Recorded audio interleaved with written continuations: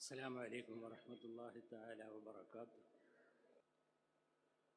بسم الله الرحمن الرحيم. الحمد لله رب العالمين والصلاة والسلام على سيدنا محمد وآله وصحبه أجمعين. أما بعد. أشرف الخلق صلى الله عليه وسلم 10,000 അനുചരന്മാരോടുകൂടി വിശുദ്ധ കഅബയിലെത്തി വിജയശ്രീ ലാളിതരായെത്തിയ ആ സമൂഹം ആവേശം കൊണ്ട് ചിലർ പറഞ്ഞുപോയി, അൽയൗമ യൗമുൽ മുൽഹമ, അൽയൗമ അദല്ലല്ലാഹു ഖുറൈശ്, അൽയൗമ തുസ്തഹല്ലുൽ മുഹറമ. ഇന്ന് അല്ലാഹു ശത്രുക്കളെ, കുഫാറുകളെ നിന്ദ്യരാക്കിയ ദിവസമാണ്. അൽയൗമ യൗമുൽ മുൽഹമ, ഇന്ന് കൂട്ടക്കൊലയുടെ ദിവസമാണ്. അൽയൗമ അദല്ലല്ലാഹു ഖുറൈശ്, ഖുറൈശുകളെ അല്ലാഹു അപമാനിച്ച ദിവസമാണെന്ന് പറഞ്ഞപ്പോൾ കാരുണ്യത്തിന്റെ കേദാരമായ അഷ്റഫുൽ ഖൽഖ് സല്ലല്ലാഹു അലൈഹി വസല്ലമയുടെ ശ്രദ്ധയിൽ മറ്റൊരു ഖുറൈശ് പക്ഷത്തുള്ള ഒരു വ്യക്തി സങ്കടത്തോടുകൂടെ പറയുകയാണ്, അല്ലയോ കാരുണ്യത്തിന്റെ പ്രതീകമായ നബിയെ, അങ്ങ് സഅദ് പറഞ്ഞത് കേട്ടില്ലേ? യാ നബിയൽ ഹുദാ, അല്ലയോ ഹിദായത്തിന്റെ പ്രവാചക, സഅദ് എന്ന് പറയുന്ന അങ്ങയുടെ ഒരു അനുചരൻ പറഞ്ഞത് കേട്ടില്ലേ? ഇന്ന് കൂട്ടക്കൊലയുടെ ദിവസമാണെന്ന്, പ്രതികാരം വീട്ടാനുള്ള ദിവസമാണെന്ന് പറഞ്ഞില്ലേ? ആ സമയത്ത് അഷ്റഫുൽ ഖൽഖ് സല്ലല്ലാഹു അലൈഹി വസല്ലം ആശ്വസിപ്പിച്ചുകൊണ്ട് അദ്ദേഹം പറഞ്ഞ ചെറിയൊരു ധാരണപ്പിശകിനെ തിരുത്തിക്കൊണ്ട് പറഞ്ഞു, ഇന്ന് സഅദ് പറഞ്ഞത് ശരിയല്ല. കദിബ സഅദുൻ വലാകിൻ ഹാദാ യൗമുൻ യുഅള്ളിമുഹുല്ലാഹു ഫീഹിൽ കഅബ വയൗമുൻ തുക്സാ ഫീഹിൽ കഅബ. സഅദ് പറഞ്ഞത് ശരിയല്ല. വലാകിൻ യുഅള്ളിമുല്ലാഹു ഫീഹിൽ കഅബ, ഇന്നത്തെ ദിവസവും അല്ലാഹു കഅബയെ ആദരിച്ച ദിവസമാണ്. കഅബയെ ആദരിച്ച ദിവസമാണെന്ന് മാത്രമല്ല, സമാധാനത്തിന്റെ പ്രതീകമായ കഅബയ്ക്ക് പുടവ അണിയിച്ച ദിവസവുമാണെന്ന് എന്ന് പറഞ്ഞിട്ട് ആ സഹാബി വര്യന്റെ തെറ്റിദ്ധാരണയെ തിരുത്തി മറുപക്ഷത്തുള്ള വ്യക്തിക്ക് ആശ്വാസം പകർന്നു കൊടുത്തുകൊണ്ട് അവിടുന്ന് ഉദ്ധരിച്ച ശ്രദ്ധേയമായ ഒരു ആയത്താണ്, യാ അയ്യുഹന്നാസ് ഇന്നാ ഖലഖനാകും മിൻ ദക്കരിൻ വ ഉൻസ വജഅൽനാകും ശുഊബൻ വ ഖബായില ലിതആറഫു ഇന്ന അക്രമകും ഇൻദല്ലാഹി അത്ഖാകും. മാനവരാശിയെ അഭിസംബോധന ചെയ്യുന്ന ഈ ഒരു ശൈലി സർവ്വവിധമായ ആഭിജാത്യങ്ങളെയും ജാഹിലിയ്യ കാലഘട്ടത്തിലെ പ്രതാപത്തെയും കുടിലതന്ത്രങ്ങളെയും സർവ്വതിനെയും നിർമാർജനം ചെയ്തിരിക്കുന്നു. ജാഹിലിയ്യ കാലത്തിലെ സർവ്വ അഹംഭാവവും പ്രതാപവും എല്ലാം തകർത്ത് തരിപ്പണമാക്കിയിരിക്കുന്നു. കുല്ലുക്കും ആദം വാദമുൻ തുറാബ്, മനുഷ്യരെല്ലാം ഒരേ ഒരു മാതാവിൽ നിന്നും പിതാവിൽ നിന്നും സൃഷ്ടിക്കപ്പെട്ടവരാണ്. പ്രവാചക പ്രഭുവിന് അവിടെ എന്ത് പ്രതികാരം വീട്ടാനും കഴിയുമായിരുന്നു, എന്ത് ചെയ്യാനും സന്നദ്ധരായി 10,000 അനുചരന്മാർ തന്റെ തൊട്ടുപുറകിലുണ്ട്. പക്ഷെ അവിടെ ഒരു മനുഷ്യന്റെ ജീവന് പോലും നഷ്ടം വരാൻ പാടില്ല എന്നുള്ള ആ ഒരു ധാരണയോടുകൂടി, ആ ഒരു സിദ്ധാന്തം മുറുകെ പിടിച്ചുകൊണ്ട് അവരെ അഭിസംബോധന ചെയ്തിട്ട് അവർക്കെല്ലാം മാപ്പ് കൊടുത്ത ചരിത്രം. യാ അയ്യുഹന്നാസ് മാദാ തദുന്നൂന അന്നീ ഫാഇലിൻ ബിക്കും, ജനങ്ങളെ, എന്നെയും എന്റെ അനുചരന്മാരെയും നിങ്ങൾ കഷ്ടപ്പെടുത്തിയ കണക്കുകൾ പറയാൻ തുടങ്ങിയാൽ എത്ര ബീഭത്സകമാണ്, ഞെട്ടലുളവാക്കുന്ന സംഭവവികാസങ്ങൾക്കാണ് ഞങ്ങൾ സാക്ഷ്യം വഹിച്ചത്.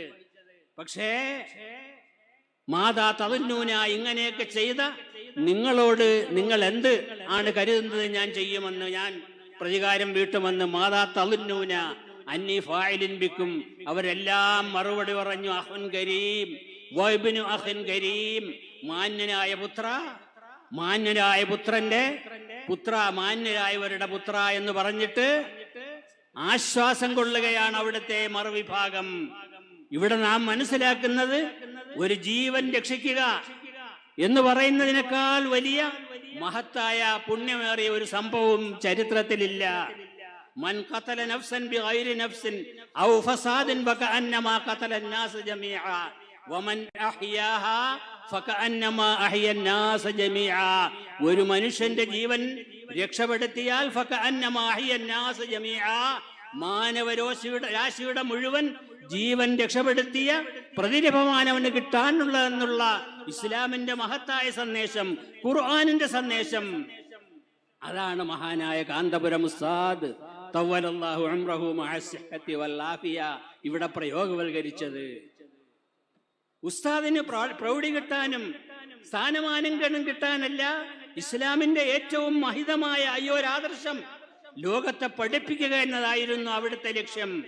എല്ലാവരും പറയാറുണ്ട് 6-ാം നൂറ്റാണ്ടിലേക്ക് വണ്ട് കയറുകയാണോ എന്ന് പറഞ്ഞാൽ 6-ാം നൂറ്റാണ്ടിൽ രൂപം കൊണ്ട ഇസ്ലാമിന്റെ സിദ്ധാന്തങ്ങളൊക്കെ പ്രകൃതി വിരുദ്ധമാണ്, അബദ്ധജടിലമാണ്. അതിന്റെ സിദ്ധാന്തങ്ങളൊക്കെ മനുഷ്യർക്കെതിരാണെന്നുള്ള സങ്കല്പം നേരത്തെ ഇവിടെ സൂചിപ്പിച്ചതുപോലെ ഇവിടെ വളർന്നുകൊണ്ടിരിക്കുന്ന കാലഘട്ടത്തിൽ ഇവിടെ കൊലയ്ക്ക് പകരമായി കൊല ചെയ്യുക എന്ന സിദ്ധാന്തം എങ്ങനെ ഒഴിവാക്കാൻ കഴിയും എന്നുള്ള കാര്യത്തെക്കുറിച്ച് ചിന്തകന്മാർ ആലോചിക്കുമ്പോഴാണ് പരിശുദ്ധ ദീനുൽ ഇസ്ലാമിൽ ഖുർആനിൽ 14 നൂറ്റാണ്ടുകൾക്കപ്പുറം ഇങ്ങനെ ഒരു സിദ്ധാന്തമുണ്ട്. ഒരു മനുഷ്യൻ മറ്റൊരു മനുഷ്യനെ കൊന്നു, ചില നിമിഷം ചില പ്രത്യേകമായ നൈംഷികമായ അവന്റെ ദൗർബല്യങ്ങൾ കൊണ്ട്. എന്നാൽ പരമാവധി മറ്റൊരു ജീവനെ ആ ജീവനിൽ നിന്നും മറ്റൊരാളെ രക്ഷപ്പെടുത്തുക എന്ന പരമാവധി അതിന് ശിക്ഷ വെച്ചിട്ടുണ്ട്. വലക്കും ബിൽ ഹയാത്തി ഖിസാസൻ യാ ഉലുൽ അൽബാബ്, പ്രതിക്രിയ ചെയ്യുക എന്നുള്ള ഇസ്ലാമിന്റെ സിദ്ധാന്തം തന്നെ മറ്റൊരാൾ ഇത് ആവർത്തിക്കാൻ പാടില്ല എന്നതാണ്. ഇനി ഇങ്ങനെ കൊല ചെയ്തു പോയാൽ ആ കൊല ചെയ്തവൻ കൊലയാളി ഏതെങ്കിലും പഴുതിലൂടെ രക്ഷപ്പെടേണ്ട സാഹചര്യമുണ്ടെങ്കിൽ അവനെ രക്ഷപ്പെടുത്തുക, അഥവാ അവിടെ പരമമായ ലക്ഷ്യം ഒരു ജീവൻ രക്ഷപ്പെടുത്തുക എന്നതാണ്. അങ്ങനെയുള്ള ഇസ്ലാമിന്റെ സിദ്ധാന്തം പ്രകൃതികരമായ സിദ്ധാന്തമാണ്. ഫിത്രത്തുല്ലാഹില്ലത്തി ഫതറന്നാസ അലൈഹാ ലാ തബ്ദീല ലിഖൽഖില്ലാഹ്. ഇത് 6-ാം നൂറ്റാണ്ടിലേക്ക് വണ്ട് കയറുന്ന സിദ്ധാന്തമല്ല, ഏറ്റവും പുരോഗമനാത്മകമായ സിദ്ധാന്തമാണ്. ഏത് നൂറ്റാണ്ടിനെയും അതിജീവിക്കാനുള്ള പ്രകൃതി വ്യവസ്ഥയാണ് ഇസ്ലാം.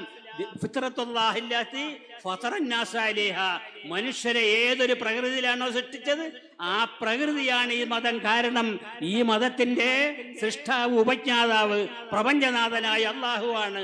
അതുകൊണ്ട് തന്നെയാണ് ഈ മതത്തിന്റെ ശീതളച്ചായയിൽ അഭയം തേടാൻ ചിന്തകന്മാരും ബുദ്ധിശാലികളുമെല്ലാം വന്നുകൊണ്ടിരിക്കുന്നത്. എഡ്മണ്ട് എന്ന് പറയുന്ന ഇംഗ്ലണ്ടിലെ ഏറ്റവും പ്രസിദ്ധനായ നിയമജ്ഞൻ പറഞ്ഞത്, Mohammedan law is binding upon all from the crowned head to the meanest subjects. ഏറ്റവും വലിയ കിരീടധാരിയായ വ്യക്തി മുതൽ ഏറ്റവും നിസ്സാരനായ വ്യക്തി വരെയുള്ള സർവരുടെയും പ്രശ്നങ്ങൾ സമഞ്ജസമായി സമന്വയിപ്പിക്കപ്പെട്ടതാണ് ഇസ്ലാമിന്റെ സിദ്ധാന്തങ്ങൾ.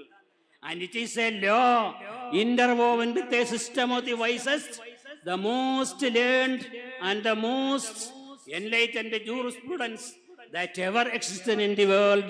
ഇന്ന് ലോകത്തുള്ള സിദ്ധാന്തങ്ങളിൽ ഏറ്റവും കൂടുതൽ എൻലൈറ്റൻഡ് ആയിട്ടുള്ളത്, ഏറ്റവും കൂടുതൽ വിജ്ഞാനത്താൽ ഉദ്ദീപിക്കപ്പെട്ടതാണ് ഇസ്ലാമിന്റെ സിദ്ധാന്തം എന്ന് പറയാൻ എഡ്മണ്ട് പ്രേരിപ്പിച്ചത് ഇസ്ലാമിന്റെ മഹത്തായി പ്രകൃതിപരമായ സവിശേഷതകളുള്ള മഹത്വമാണെന്നുള്ള യാഥാർത്ഥ്യം മനസ്സിലാക്കാനുള്ള ഒരു അവസരം കൂടി യഥാർത്ഥത്തിൽ ഈ ഒരു സ്ത്രീയുടെ രക്ഷപ്പെടൽ നിന്നും ലോകത്തിന് തെളിയിച്ചു കൊടുത്ത സംഭവം കൂടിയാണിതെന്ന് നാം മനസ്സിലാക്കുമ്പോൾ ഇതിന്റെ ശക്തിയും അതിന്റെ തെളിച്ചവും ഒന്നുകൂടി നമ്മുടെ മുമ്പിൽ ബോധ്യപ്പെടുകയാണ്.